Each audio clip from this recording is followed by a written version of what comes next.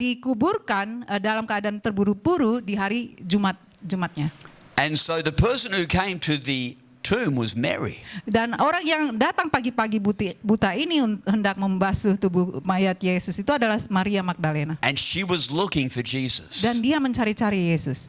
And the question we want to ask is, who are you looking for this morning? Sehingga pertanyaan yang mau kita ajukan ini adalah, siapakah yang saudara cari-cari? People come to church for all different reasons. Karena banyak orang datang ke gereja ini dengan tujuan atau motivasi yang berbeda-beda. Some come looking for a spouse. Ada yang mencari jodoh. Some come looking for a business deal. Ada yang mau mencari rekan bisnis. Some come looking for a friend. Ada juga mau mencari teman. Amen.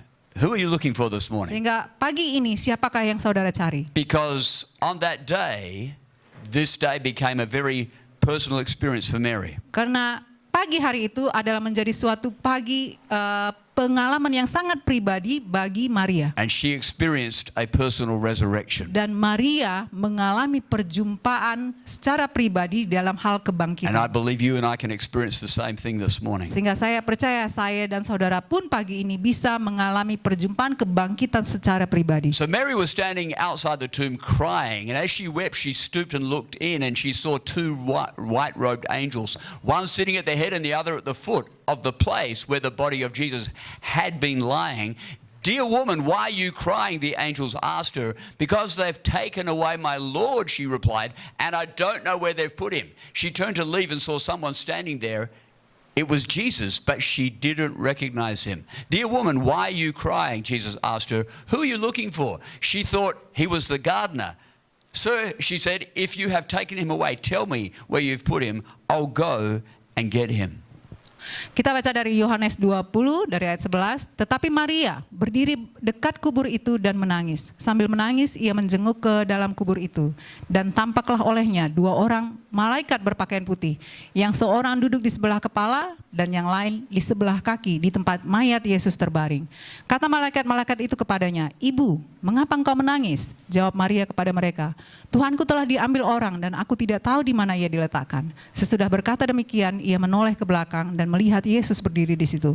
Tetapi ia tidak tahu bahwa itu adalah Yesus. Kata Yesus kepadanya, "Ibu, mengapa engkau menangis? Siapakah yang engkau cari?" Maria menyangka orang itu adalah penunggu taman. Lalu berkata kepadanya, "Tuan, jikalau Tuan yang mengambil dia, katakanlah kepadaku di mana Tuan meletakkan dia, supaya aku dapat mengambilnya." Amen. So the question was asked to Mary, who are you seeking? Who are you looking for? Jadi yang ditanya kepada Maria adalah, siapa yang kamu cari-cari? She was looking for the dead body of Jesus. Dia saat itu mencari mayat Yesus. She was looking for something, but not in hope, not in faith. Dia mencari sesuatu tetapi tidak dalam pengharapan atau di dalam iman.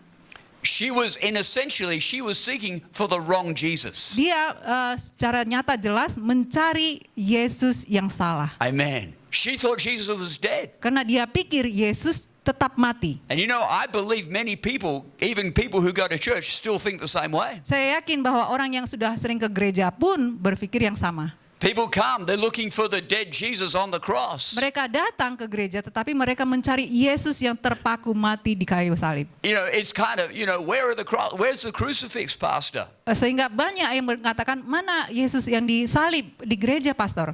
People have got their minds focused on the dead Jesus. Karena mereka pikirannya terpaku kepada Yesus yang dipaku mati di kayu salib saja. And that was Mary's attitude as she came to the tomb. Itulah perilaku atau keadaan sikap berpikir Maria saat dia mengunjungi kubur Yesus. In her mind, Mary thought Jesus is this wonderful man. He's done these great miracles, but now he's gone. Di dalam pikirannya bahwa yang dia kenal dulu Yesus waktu hidup adalah melakukan hal-hal yang luar biasa, tetapi Yesus yang luar biasa itu telah mati dan terkubur mati di kuburan. Many people, even church-going people, still see Jesus the same way. Banyak gereja, bahkan orang-orang yang sering ke gereja pun masih melihat Yesus seperti itu. They think, yes, Jesus, once upon a time, he did great miracles, but where is he now? Mereka berkata, zaman dahulu kala, adalah seorang Yesus yang hidup dan penuh kuasa. tetapi dia tidak ada lagi sekarang. They don't believe or they don't experience his power to change lives. Mereka tidak percaya bahwa kuasa yang dibawa Yesus itu mampu mengubahkan hidup. So that's why we asked this morning, who are you seeking? Oleh karena itulah saya tadi bertanya, siapakah yang saudara cari? Are you seeking the dead Jesus or the living Jesus? Apakah saudara mencari Yesus yang sudah mati, tetap mati, atau Yesus yang sudah bangkit? Amen. Then we see in two times, verse 13 and verse 15, Mary is asked, why are you weeping? Kemudian yang kedua kali, pertanyaan yang kedua ditanya ke Maria di sini dari ayat 13 kita lihat, kenapa ibu nangis? Amen. When you see something repeated in the Bible, pay attention. Jika ada pertanyaan yang diulang-ulang di dalam Alkitab, mari kita taruh perhatian. Amen. She's asked two times, why are you weeping, Mary? Dan dia ditanya dua kali, kenapa ibu menangis? Amen. How many have heard of Martin Luther? Berapa banyak yang kita pernah mendengar tentang tokoh Martin Luther? Okay, about 500 years ago.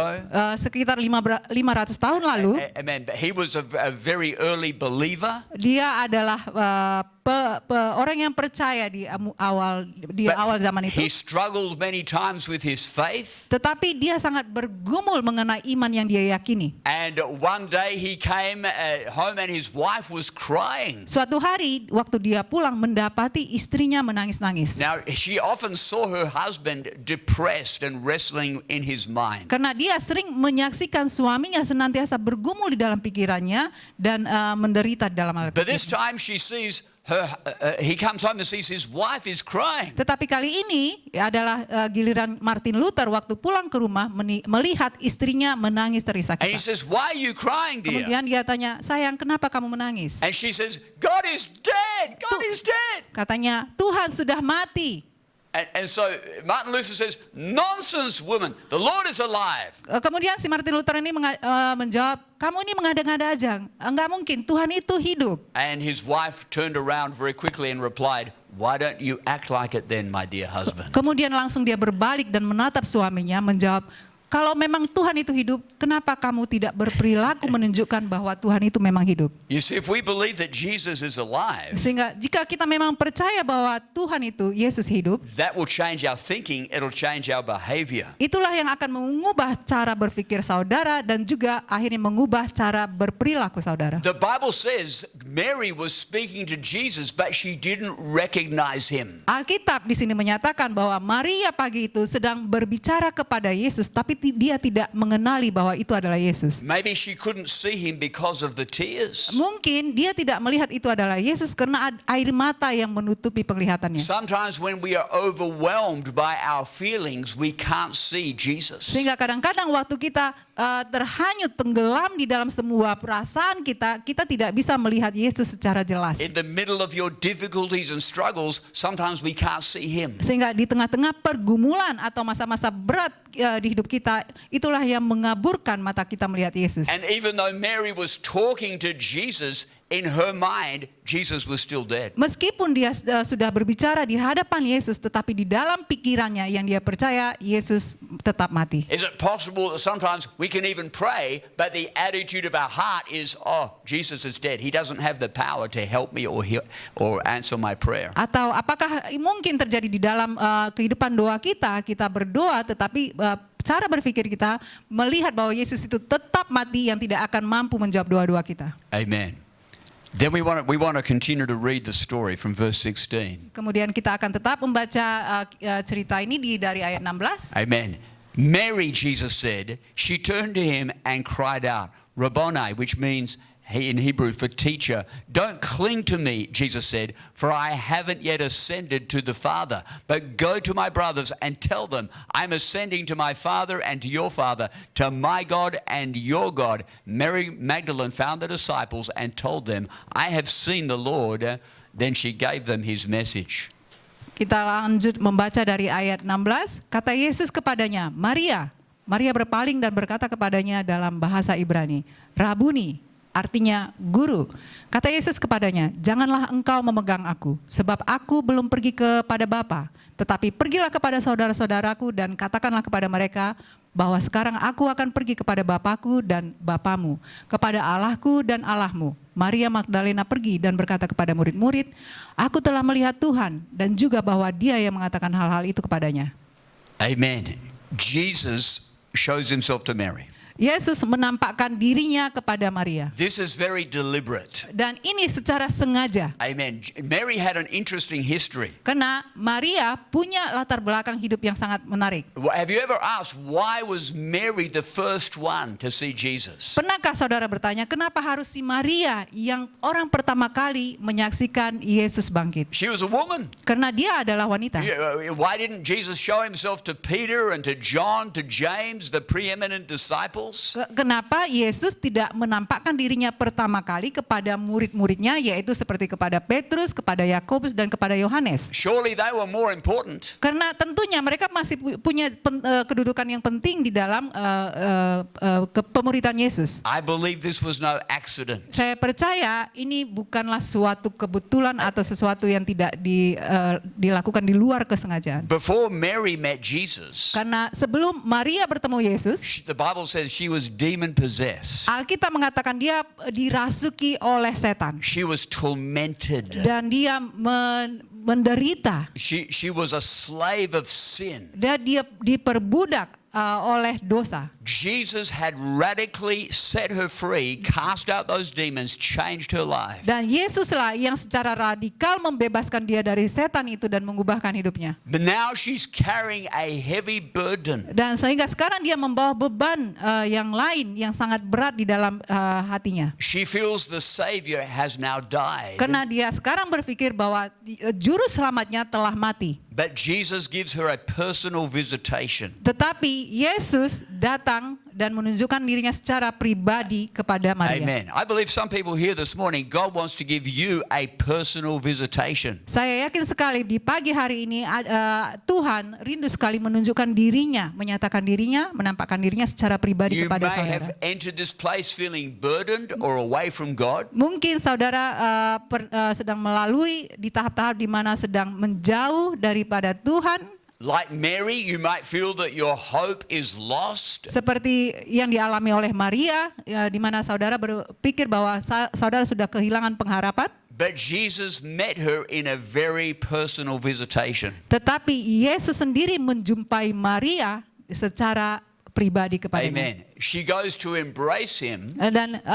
Maria datang untuk merangkul Tuhan Yesus. but he said, don't cling to me, Mary. Tetapi Yesus menjawab, jangan dekat dan jangan pegang Because aku. I haven't yet gone to the Father. Karena aku belum pergi kepada Bapakku. Amen. It's interesting. She was emotionally attached to the man. Karena dia di sini menunjukkan secara ada rasa ingin nempel kepada manusia secara fisik. But Jesus said, I'm going to appear to the Father. Tetapi Yesus menjawab, karena aku harus pulang, harus pergi kepada I'm on Bapakku. a mission. Karena aku di sini sedang dalam sebuah misi. And how many know that mission involved the redemption of all humanity? Berapa banyak yang menyadari bahwa misi yang dibawa Tuhan Yesus itu adalah melibatkan penebusan ke semua umat manusia. But it's interesting how Jesus said this. Tetapi menariknya bagaimana waktu Yesus menjawabnya. I am going to your Father and my Father, to my God and to your God. Dia menjawab bahwa aku akan pergi kepada Bapakku dan Bapamu, kepada Allahku dan Allahmu.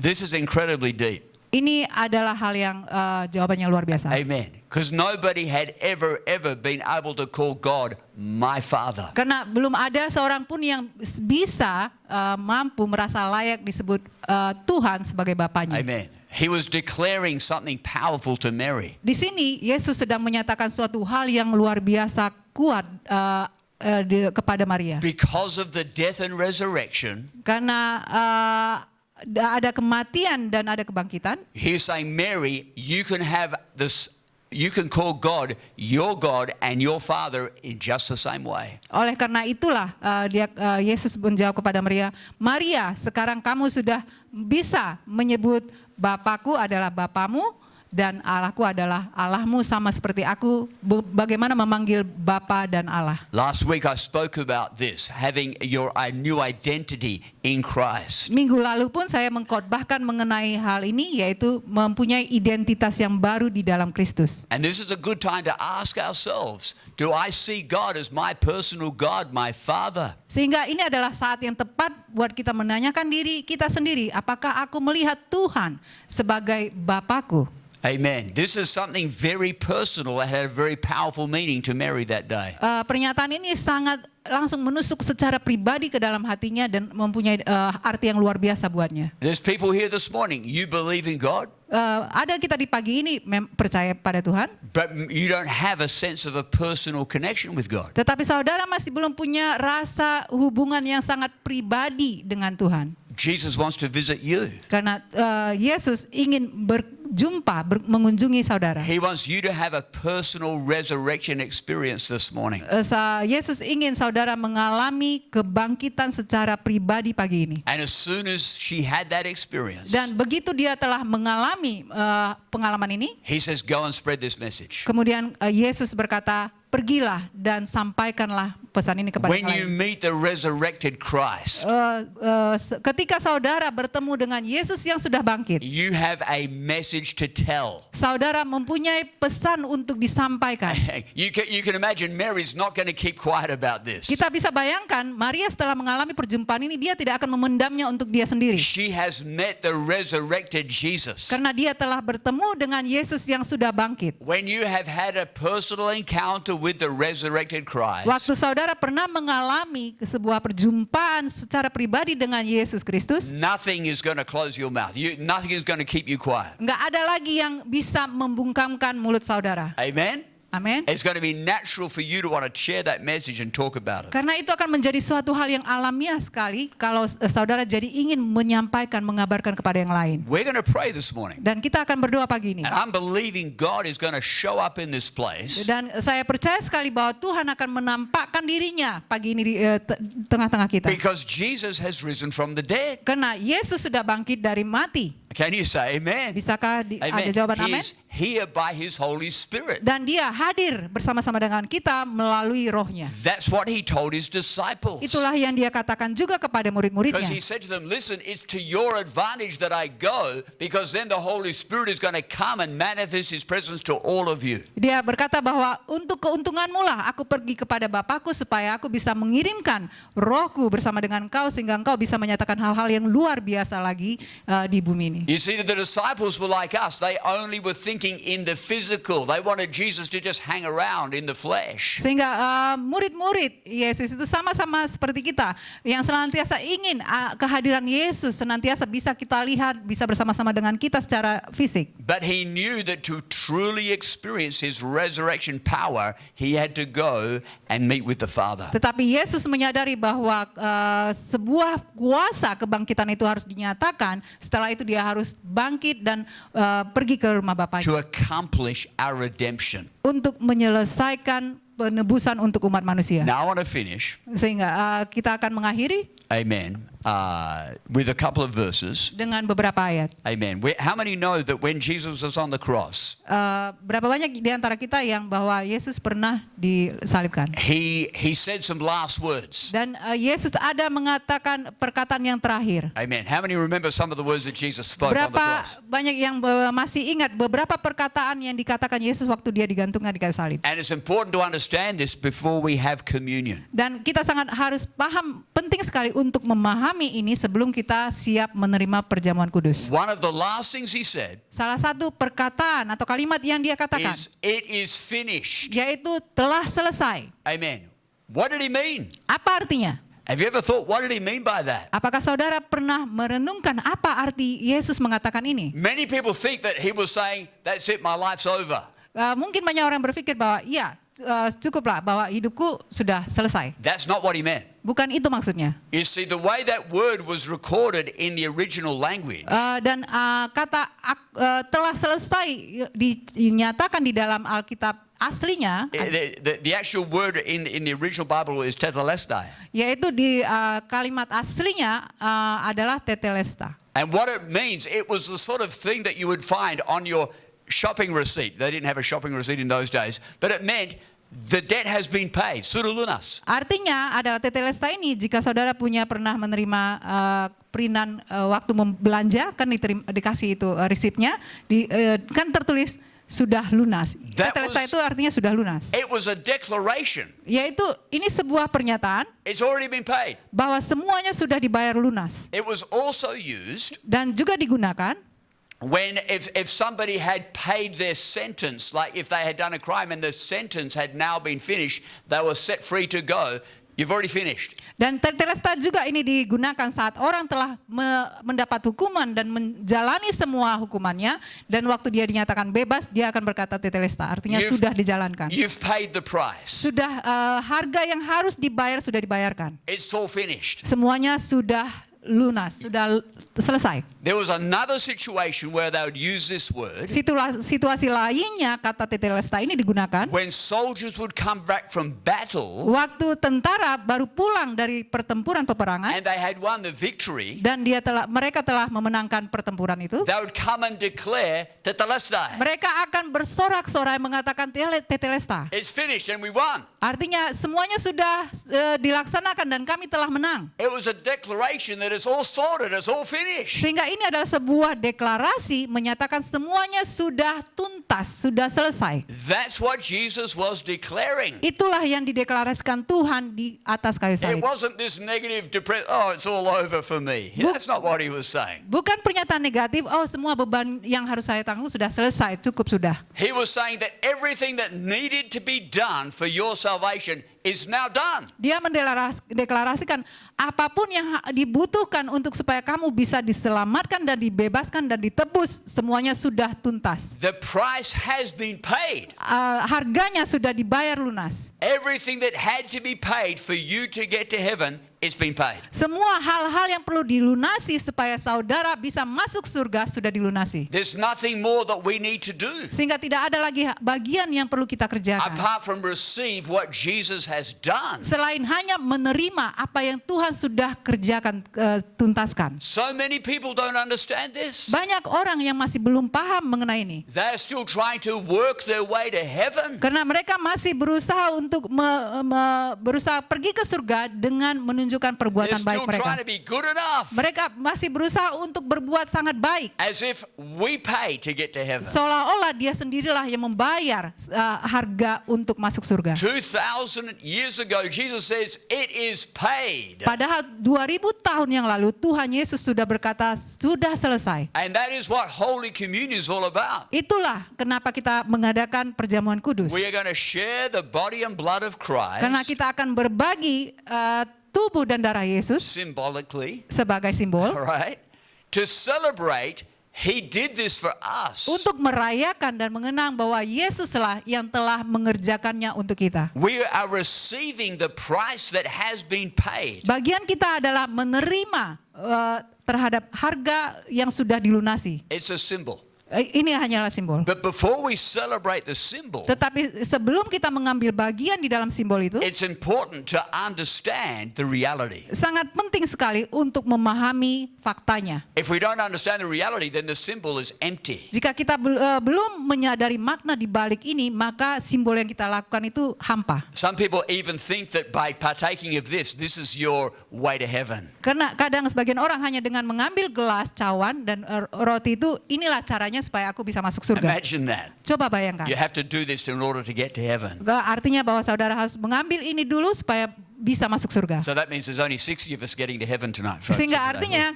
hanya ada 60 orang saja yang artinya nanti bisa masuk Well, that's surga. a good way to get people in church, isn't it? Say, this is the only way to heaven, folks. You have to eat the bread and wine from this church. Ini adalah cara yang bagus untuk menarik orang ke gereja, karena dengan mengatakan bahwa dengan inilah kita mengasih cawan dan roti ini, kamu baru bisa masuk surga. Folks, this is a symbol. Tetapi harap pahami bahwa ini adalah simbol To remember untuk mengenang to declare menyatakan and to celebrate dan merayakan the price has been paid. bahwa harga telah dilunasi. Jesus paid for your sins on the cross. Yesus telah membayar harga untukmu di kayu salib He has risen from the dan dead dia telah bangkit dari maut to demonstrate victory over death. untuk menunjukkan kemenangan atas maut. And he's here this morning by the Holy Spirit. Dan dia pun hadir bersama kita di tengah-tengah kita pagi hari ini melalui rohnya. He wants you to experience his power and presence. Dia rindu sekali saudara mengalami sendiri kuasa dan hadiratnya. Don't be satisfied with just the symbol. Jangan cukup puas hanya dengan mengambil bagian dalam simbol. Jesus wants you to experience the reality. Karena Yesus rindu supaya saudara mengalami realita atau kenyataan itu. A personal resurrection. Yaitu kebangkitan secara pribadi. Amen. Let's bow our heads. Mari kita tundukkan kepala kita. We're going to pray. Kita akan berdoa. Amen. We're going to really sincerely pray before God. Kita benar-benar mengajukan